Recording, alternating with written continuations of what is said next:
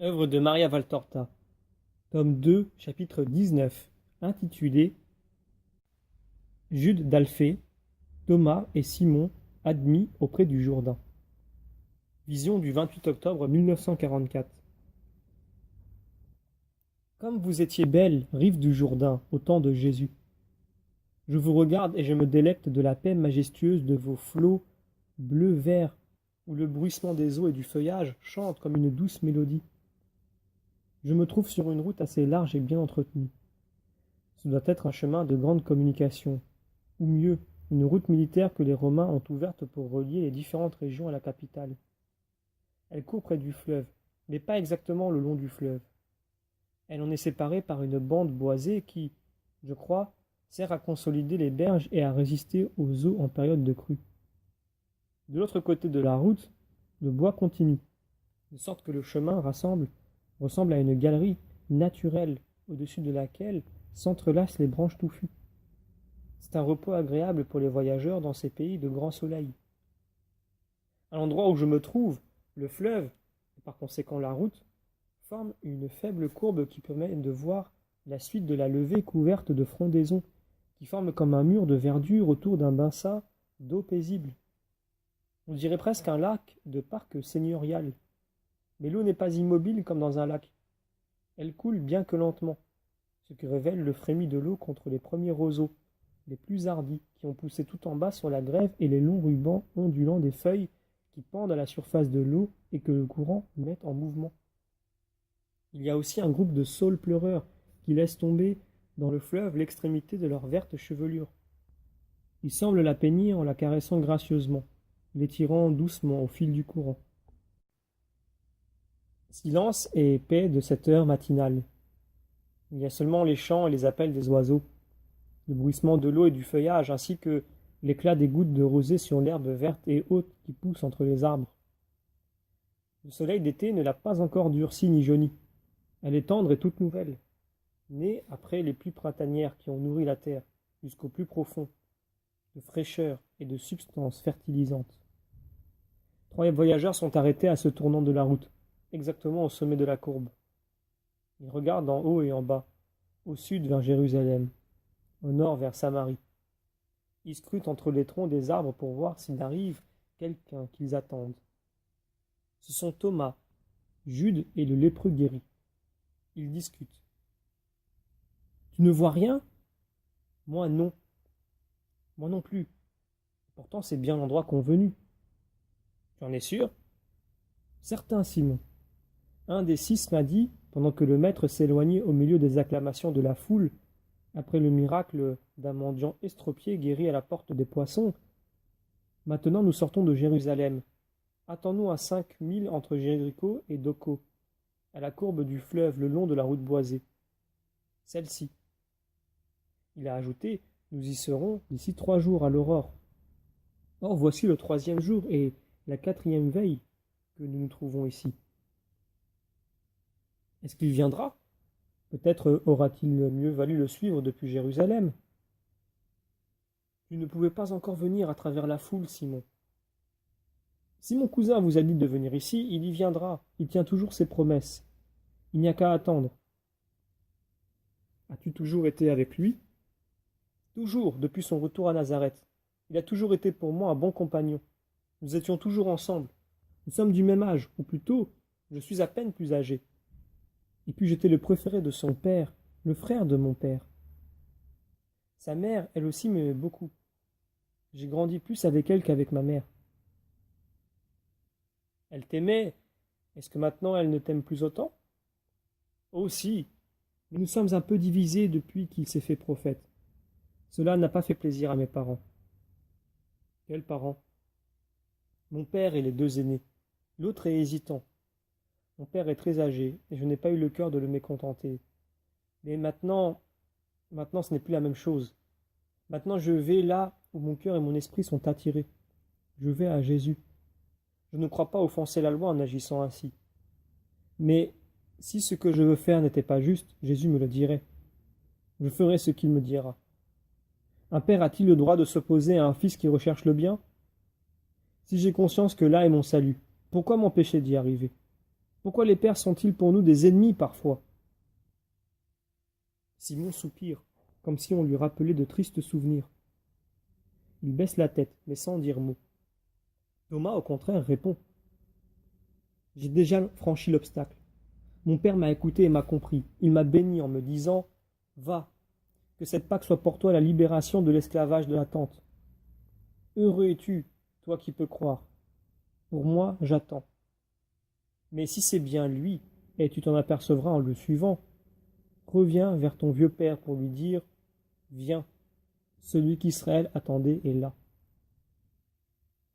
Tu as plus de chance que moi, et dire que nous avons vécu à ses côtés, et que nous ne croyons pas, nous qui sommes de sa famille, et que nous disons, ou plutôt qu'ils disent, il a perdu la tête. Voilà, voilà un groupe de personnes, crie Simon. C'est lui, je reconnais sa tête blonde. Oh, venez, courons. Ils se mettent à marcher rapidement vers le sud. Maintenant qu'ils ont atteint le sommet de la courbe, les arbres cachent la suite de la route, de telle sorte que les deux groupes se trouvent presque face à face au moment où ils s'y attendaient le moins. On dirait que Jésus sort du fleuve parce qu'il est entre les arbres de la berge. Maître, Jésus, Seigneur! Les trois cris du disciple, du cousin et du miraculé retentissent, exprimant l'adoration et la joie. Paix à vous. Voilà la belle voix, qui ne peut se confondre avec aucune autre.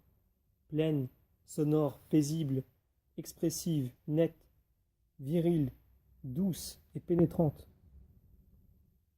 Tu es là, toi aussi, Jude, mon cousin? Ils s'embrassent. Jude pleure. Pourquoi ces larmes? Ô Jésus, je veux rester avec toi. Je t'ai toujours attendu. Pourquoi n'es-tu pas venu? Jude baisse la tête et se tait. Ils n'ont pas voulu. Et maintenant?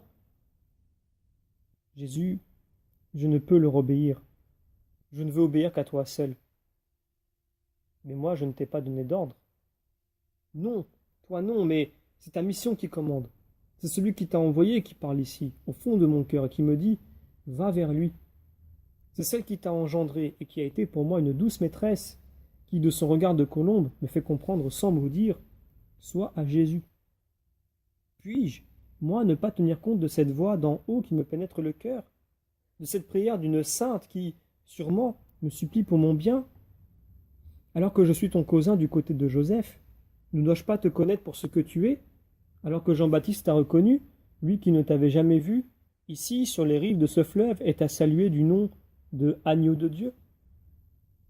Et moi qui ai grandi avec toi, qui me suis amélioré en te suivant, moi qui suis devenu fils de la loi grâce à ta mère et qui ai absorbé non seulement les 613 préceptes des rabbins, en plus de l'écriture et des prières, mais leur âme à eux tous, je ne devrais être capable de rien? Et ton père? Mon père? Il ne manque ni de pain ni d'assistance, et puis c'est toi qui m'as donné l'exemple. Tu as pensé au bien du peuple plutôt qu'au bien particulier de Marie. Or, elle est seule. Dis-moi, toi, mon maître, n'est-il donc pas permis, sans manquer de respect à un père, de lui dire Père, je t'aime, mais au-dessus de toi il y a Dieu et c'est lui que je veux suivre? Jude, mon parent et ami, je te l'affirme, tu es très avancé sur le chemin de la lumière. Viens, il est permis de tenir ce langage à son père quand c'est Dieu qui appelle. Il n'y a rien au-dessus de Dieu. Les lois du sang elles-mêmes disparaissent, ou plutôt sont sublimées, car par nos larmes, nous offrons à nos parents, à nos mères, un plus grand secours, et pour un but éternel, auprès duquel la journée du monde ne compte guère. Avec nous, nous attirons vers le ciel, et par la même voie du sacrifice de nos affections vers Dieu. Reste donc, Jude. Je t'ai attendu et je suis heureux de t'avoir de nouveau, toi, l'ami de ma vie de Nazareth. Jude est profondément ému. Jésus se tourne vers Thomas. Tu as obéi fidèlement, c'est la première vertu du disciple. Je suis venu pour t'être fidèle. Et tu le seras, c'est moi qui te le dis. Viens, toi qui restes tout honteux dans l'ombre, n'aie pas peur. Mon Seigneur!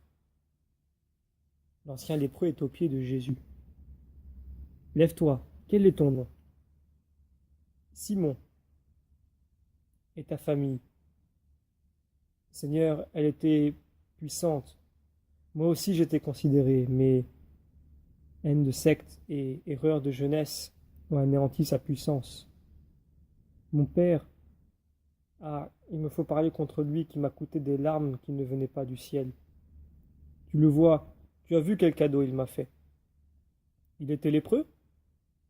Pas lépreux, moi non plus, mais atteint d'une maladie qui porte un autre nom et que nous, hommes d'Israël, classons avec les diverses lèpres. Lui, alors sa maison était encore puissante. Il a vécu et est mort considéré dans sa maison.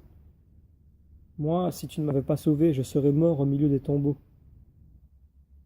Tu es seul? Seul. J'ai un serviteur fidèle qui prend soin de ce qui me reste. Je l'ai fait prévenir. Et ta mère? Elle est morte. L'homme paraît gêné. Jésus l'observe attentivement. Simon, tu m'as dit, que dois-je faire pour toi? Maintenant je te dis, suis-moi. Tout de suite, Seigneur. Mais, mais moi, laisse-moi te dire une chose. Je suis et j'ai été appelé le zélote à cause de la caste à laquelle j'appartenais, et cananéen à cause de ma mère. Tu le vois, j'ai la peau brune, j'ai du sang d'esclave en moi. Comme mon père n'avait pas de fils de sa femme légitime, il m'a eu d'une esclave. Son épouse, une brave femme, m'a élevé comme son fils et a pris soin de moi au milieu de mes innombrables maladies, jusqu'à sa mort.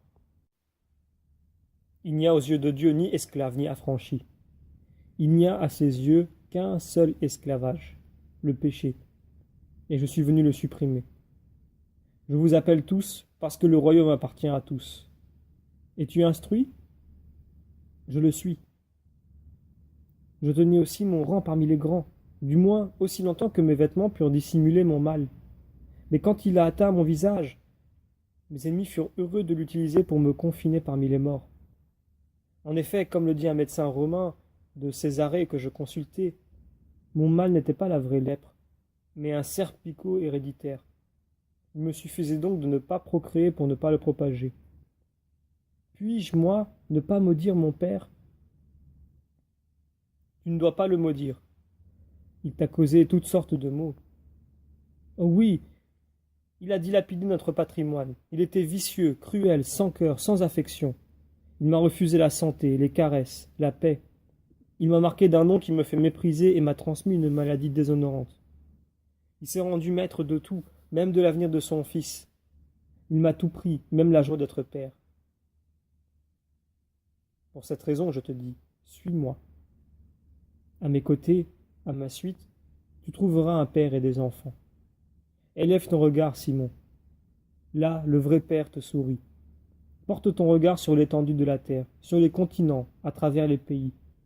Il y a là des fils en grand nombre, des fils spirituels pour ceux qui n'ont pas d'enfants. Ils t'attendent et en attendent beaucoup comme toi.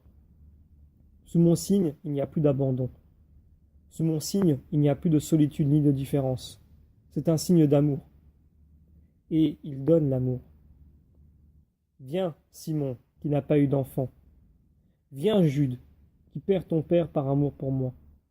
Je vous unis dans un même sort. Jésus les approche l'un de l'autre.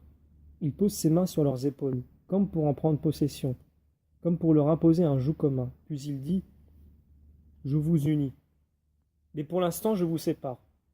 Toi, Simon, tu resteras ici avec Thomas. Avec lui, tu prépareras les voies pour mon retour. D'ici peu, je reviendrai, et je veux qu'il y ait beaucoup de monde qui m'attende. Dites aux malades, toi tu peux bien l'affirmer, que celui qui guérit vient. Dites à ceux qui attendent le Messie qu'il est parmi son peuple. Dites aux pécheurs qu'il y a quelqu'un qui pardonne pour donner la force de s'élever. Mais en serons-nous capables? Oui, vous n'avez qu'à dire, il est arrivé, il vous appelle, il vous attend, il vient vous faire grâce. Soyez prêts pour le voir ici. Ajoutez à ces mots le récit de ce que vous savez. Quant à toi, Jude, mon cousin, viens avec moi et avec ceux-ci. Mais toi, tu resteras à Nazareth. Pourquoi, Jésus? Parce que tu dois me préparer le chemin de notre patrie. Tu crois que c'est une petite mission? En vérité, il n'y en a pas de plus importante. Jésus soupire. Et est-ce que je réussirai? Oui et non. Mais tout sera suffisant pour que nous soyons justifiés. De quoi? Et aux yeux de qui? Aux yeux de Dieu, aux yeux de la patrie, aux yeux de la famille. Ils ne pourront nous faire de reproches, parce que nous leur aurons offert le bien. Et si la patrie et la famille le dédaignent, nous n'aurons pas la responsabilité de leur perte. Et nous?